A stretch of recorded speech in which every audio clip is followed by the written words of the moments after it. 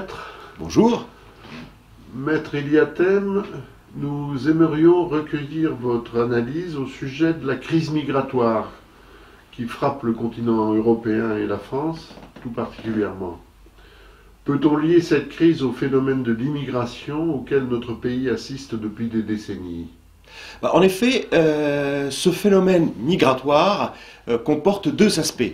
Vous avez un aspect qui est sécuritaire, je dirais, c'est-à-dire relatif à ces déplacés, il faut dire, ou ces déportés, je dirais, indirectement, qui viennent de pays qui sont en guerre, comme l'Irak, la Syrie ou d'autres pays du Proche-Orient. Notamment, il y a beaucoup de chrétiens qui sont pourchassés aussi et qui font partie de ces migrants. Mais vous avez aussi un autre aspect, c'est-à-dire c'est l'aspect plutôt économique. Et là, il y a des migrants qui viennent pour des raisons économiques en France.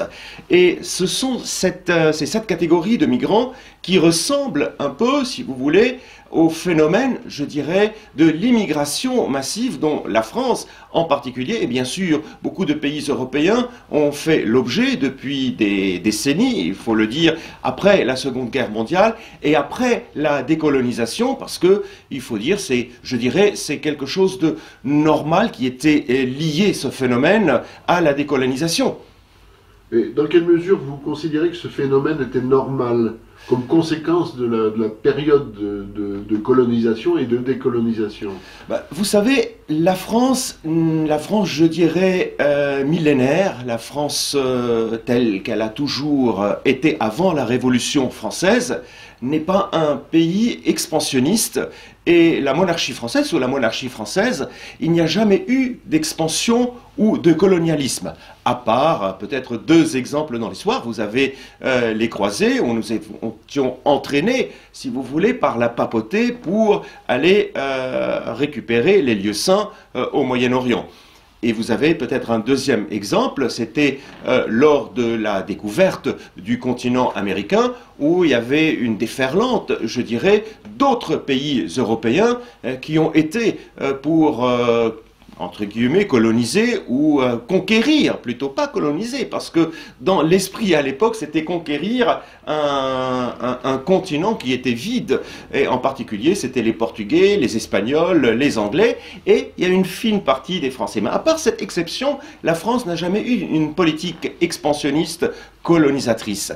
Et c'est depuis la Révolution de 1789, où on a assisté à un phénomène de colonisation. Et ce phénomène de colonisation, il a été répandu en Afrique du Nord d'ailleurs, et très peu au Moyen-Orient, parce qu'au Moyen-Orient c'était plutôt deux pays qui ont été placés sous mandat français, c'était le Liban, et d'ailleurs sous la demande du patriarche maronite, et la Syrie, et puis je ne veux pas entrer dans tout ce détail. Bref, il y a eu ce mouvement de colonisation, et puis à la suite, qui a été très mal géré. Pourquoi? Parce que déjà la France était dans une période d'instabilité depuis 1789, avec une pléthore de régimes qui se sont partagés l'État, donc plusieurs républiques, à savoir plus de 5 républiques d'ailleurs, avec les deux empires, avec toutes ces tentatives également de restauration nationale. Donc une instabilité qui n'a pas permis à la France de structurer ces pays qui étaient colonisés.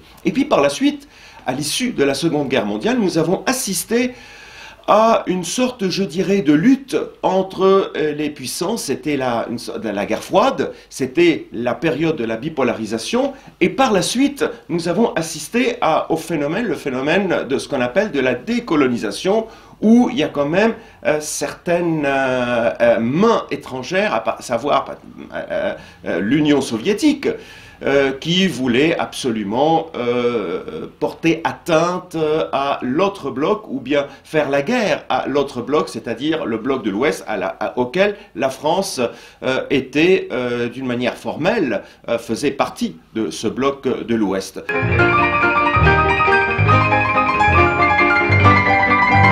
Après ce phénomène de la décolonisation, qui a été très brutal, il faut le dire, et que les autorités républicaines n'ont pas aidé ces pays nouvellement décolonisés, plutôt en phase de décolonisation, parce que ça ne s'est pas toujours passé avec des heurts, cette décolonisation, elle ne les a pas aidés à construire de véritables États, des véritables institutions qui répondent aux spécificités institutionnelles, sociologiques de ces pays-là. Et nous avons une certaine, je dirais, instabilité qui régnait dans ces pays, des problèmes économiques, parce qu'il faut le dire quand même, c'est qu'il y a eu un phénomène de corruption dans les pays, en particulier les pays africains. Et comme on le sait, il n'y a pas de corruption sans corrompu, et il n'y a pas de corrompu sans corrupteur, ce qu'il faut démontrer, et c'est la raison pour laquelle il y a eu, je dirais, un phénomène de déferlante, je dirais, migratoire de la part de ces pays-là, la plupart des anciennes colonies françaises, et qui sont venus sur le territoire français, et puis par là, ils ont reçu, je dirais, un écho favorable de la part des autorités françaises. Qu'est-ce que vous entendez par ce terme d'écho favorable? Écoutez, un écho favorable parce que, comme vous le savez au début, certes, la France avait besoin de certains travailleurs. Certes, la France avait besoin d'une main-d'œuvre étrangère après la phase de la Seconde Guerre mondiale et durant plutôt la phase de la reconstitution de la France. Mais il n'y a pas eu une véritable politique adaptée à cette immigration. Il n'y a pas eu, je dirais même, un travail d'intégration et par la suite d'assimilation de ces travailleurs. Il y a eu donc d'une part une volonté politique d'ouverture des frontières pour démontrer vis-à-vis à la société internationale, la France, pays des droits de l'homme, pays ouvert, etc. Mais qu'est-ce qui s'est passé réellement? La France a eu quand même des chocs, des problèmes économiques qui sont liés notamment au choc pétrolier. Et malgré cela, elle n'a pas pris en considération le manque de moyens pour pouvoir accueillir un flux qui était au-dessus de ses capacités. Je vous donne un exemple. Si moi, je n'ai plus de quoi me nourrir et nourrir ma famille, comment est-ce que je peux vous inviter à venir dîner ou déjeuner chez moi quand je n'ai pas de quoi nourrir ma propre famille? Et c'est ce qui s'est passé. Donc, une déferlante migratoire, une politique, un regroupement familial, et puis d'autres, doublée d'une autre chose, doublée par une propagande politique de la part de certains politiques, de la part également, je dirais, d'intellectuels, des médias. Et là, je pense, par exemple, ce qui me fait sourire, c'est Finkielkraut, qui à l'époque faisait partie de ceux qui encourageaient ce phénomène migratoire pour créer la situation dans laquelle on se trouve et pour mettre aujourd'hui de l'huile sur le feu en raison d'une situation qui a été longuement préparée et travaillée pour arriver aux circonstances dans lesquelles nous nous trouvons aujourd'hui. Donc il y avait toute une, je dirais, politique de propagande qui a été faite pour essayer donc de dire qu'il ne faut pas porter atteinte donc, contre les immigrés. Alors ce n'est pas une question d'immigrés, c'est une question de la politique de l'immigration. Quand je parle de politique, ce n'est pas simplement la politique politicienne, mais les différents moyens qui ont été déployés à l'époque.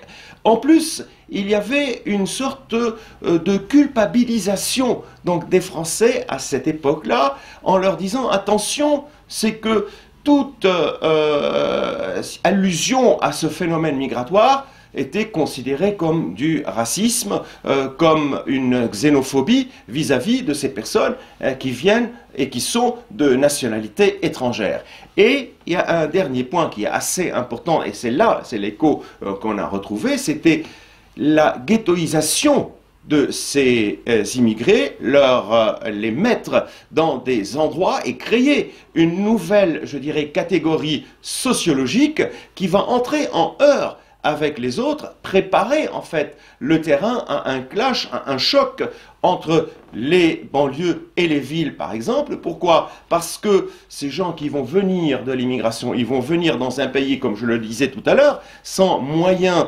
sur place, et que vont-ils faire? Ils vont être acculés. Eh bien, ils vont se retourner vers ce qu'on appelle une économie parallèle, vers les stupéfiants, vers la délinquance, vers le vol, pour pouvoir survivre. Il faut les comprendre. Et puis, en même temps, il y a une absence de modèle dans lequel ils ne vont pas pouvoir, si vous voulez, intégrer. Il n'y a plus d'identité.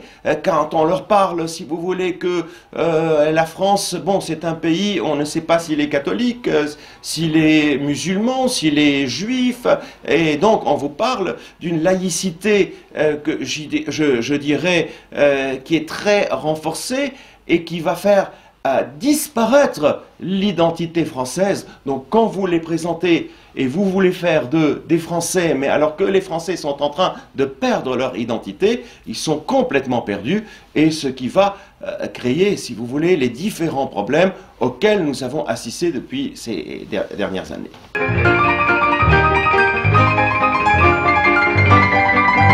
En quoi le phénomène de migration actuel est-il différent de celui dont vous venez de nous parler?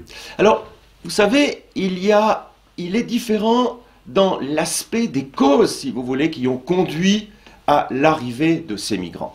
Autrement dit, le phénomène, je dirais, classique de l'immigration vient de ce que je disais, les conséquences de cette décolonisation, le rêve français, surtout chez les gens qui viennent des anciennes colonies françaises, plus tous ces avantages sociaux, cette politique sociale. Bon, la France est considérée quand même parmi les pays européens qui offrent le plus d'avantages sociaux que d'autres pays, à savoir par exemple l'Angleterre et puis d'autres. Bon, il y a certains pays européens qui donnent plus d'avantages que la France, mais la France est considérée parmi ceux qui donnent le plus d'avantages, ce qui a attiré aussi d'autres pays qui ne viennent pas nécessairement des anciennes colonies françaises. Donc, il y a cette cause qui est différente de la situation migratoire actuelle qui, d'une part, certes, viennent pour des raisons économiques, mais une partie assez importante viennent également, et véritablement, il faut être objectif, et qui viennent de situations de guerre. Qui viennent de situations de guerre, à savoir, par exemple, en Irak, à savoir également en Syrie. Et ces causes viennent indirectement ou directement de la politique du pays légal français qui est complice de ceux qui ont déstabilisé ces pays et qui ont créé ce mouvement de déplacement de population pour venir à 2 pas d'ailleurs de l'Union européenne. Il y a quelques années, lors d'une manifestation, j'avais pris la parole et j'avais alerté l'opinion publique. Je disais, ce qui se passe actuellement, cette propagande qui est faite pour déstabiliser l'État syrien, comme d'ailleurs cette intervention qui a eu lieu en Irak pour destituer non seulement le président, mais détruire les institutions, va entraîner un problème chaotique, des guerres internes, et qui vont avoir des conséquences directes sur l'Union européenne, dont le territoire n'est pas si loin que celui du Proche et du Moyen-Orient. Donc il y a une responsabilité de la part de certains politiques français.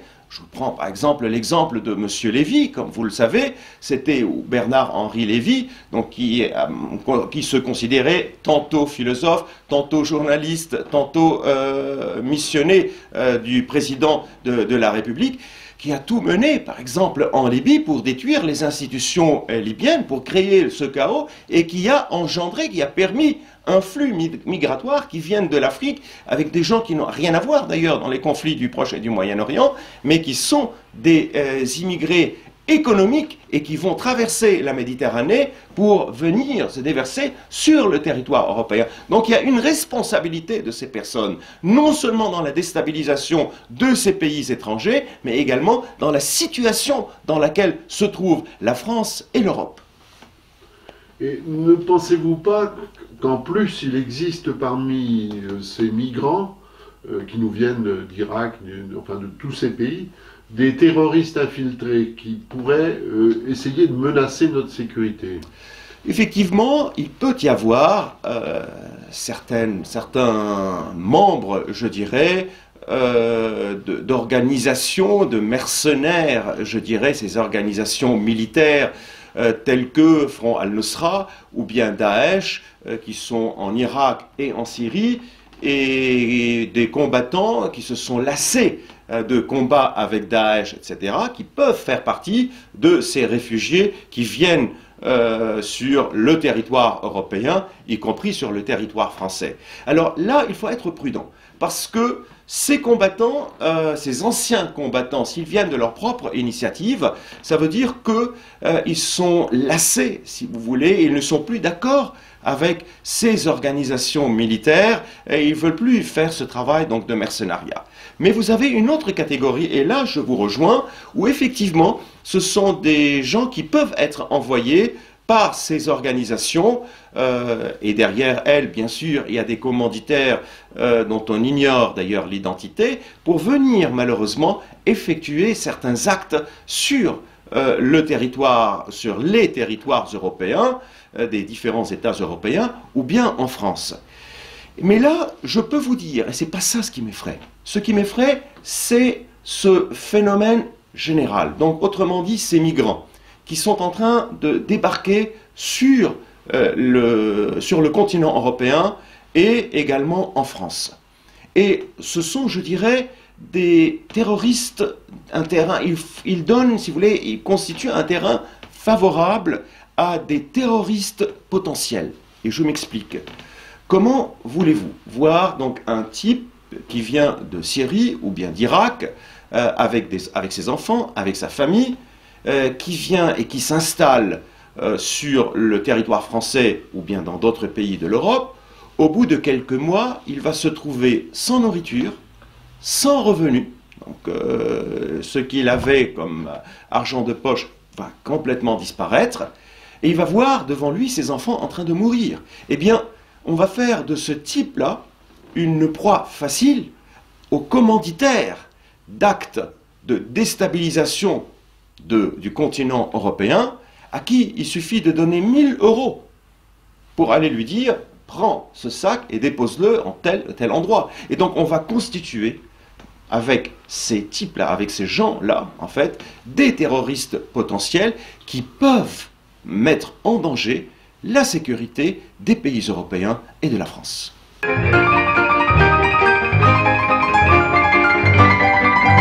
Quelle responsabilité vous voyez à certains dirigeants politiques dans toute cette situation? Celui qui cause un préjudice doit le réparer. Aujourd'hui, il y a un très grand préjudice qui est subi non seulement par ces migrants qui viennent donc de pays qui sont complètement déstabilisés et qui vivent une situation chaotique où ils risquent de se faire égorger. Quand vous êtes, admettons, dans votre quartier et quand vous voyez, et vous êtes démunis d'armes, et vous voyez que Daesh arrive pour égorger, et il a égorgé vos voisins. Ce que vous devez faire, ce que vous pouvez faire, c'est que vous êtes obligé de prendre vos affaires et de quitter. Et c'est ce qui se passe la plupart du temps avec beaucoup de chrétiens d'Irak, avec beaucoup de chrétiens donc de Syrie, qui viennent avec ces migrants. Qui est responsable de cette situation? Deuxièmement, qui est responsable également de cette situation qui arrive en Europe? C'est une situation inextricable, car d'une part, vous avez des migrants qui n'ont plus le choix, ils sont obligés de quitter, et qu'on va faire d'eux des éventuels terroristes, je dirais, potentiels, qui un jour ou l'autre vont se trouver obligés de commettre des actes pour pouvoir survivre. Vous avez d'autre part des autochtones, des Européens, donc qui sont chez eux, et qui vont avoir peur sur leur sécurité. Ils ont le droit également d'assurer leur sécurité. Mais qui est responsable de cette situation? Ce sont certains dirigeants politiques. Je vous donne un exemple. La situation en Syrie. Il y a eu toute une campagne qui a été menée par les différents politiques qui, au départ, présentaient la situation comme étant des manifestants pacifiques qui étaient en train de manifester dans les rues et qui étaient matés par les forces de l'ordre et par l'armée des institutions donc, de l'État. Or, c'est totalement faux. Parce que quand j'ai vu cela depuis le départ, et quand j'étais sur place, et quand vous voyez que ces, entre guillemets, rebelles ne sont autres au départ que des mercenaires, des Tchétchènes, des Bosniaques, de ce qu'on appelle les Moudjahidines, qui avaient déjà combattu en Afghanistan, qui sont venus en Bosnie, qui sont venus aussi déstabiliser la Tchétchénie, et ils venaient pour déstabiliser la Syrie, ils s'attaquaient aux chars, il s'attaquait aux armes qui sont très sophistiquées de l'armée syrienne et qui faisaient quand même peur à l'armée israélienne. Donc comment voulez-vous expliquer que des pacifiques, des gens dans la rue, peuvent faire peur et s'attaquer à cette armée? Donc il y avait un mouvement délibéré de déstabilisation. Il y a toute une campagne qui a été faite pour déstabiliser l'État syrien. Comment expliquez-vous le fait que notre ancien ministre des Affaires étrangères, Laurent Fabius, a déclaré que le front al-Nosra en Syrie, qui n'est autre en fait que Al-Qaïda en Syrie, faisait du bon boulot. Et là, je le cite, en Syrie. Comment vous expliquez également que M. Lévy, M. Bernard-Henri Lévy, qui est parti en Libye pour créer cette tension, renforcer la chute des institutions, le délabrement de l'État libyen et conduire à la situation actuelle dans laquelle se trouve aujourd'hui la Libye, qui, il faut savoir, chaque rue, chaque quartier constitue un État dans un État. C'est le chaos total en Libye. C'est également la porte ouverte à l'arrivée de tous ces groupes d'islamistes et de terroristes qui menacent notre sécurité en Europe. Monsieur Lévy est allé discuter avec les rebelles des islamistes en Libye. Donc, il y a une responsabilité directe, Monsieur Nicolas Sarkozy. Alors, moi, ce que je ne comprends pas, qu'il n'y ait pas des associations, qu'il n'y ait pas des institutions qui fassent un recours contre et mettent en cause la responsabilité directe de ces politiques pour leur saisir leurs fonds, et ces fonds-là qui doivent servir à payer le règlement de la situation actuelle des migrants, et ce n'est pas aux citoyens de payer par leurs deniers les erreurs et les fautes qui sont commises par leurs politiques et par les politiciens.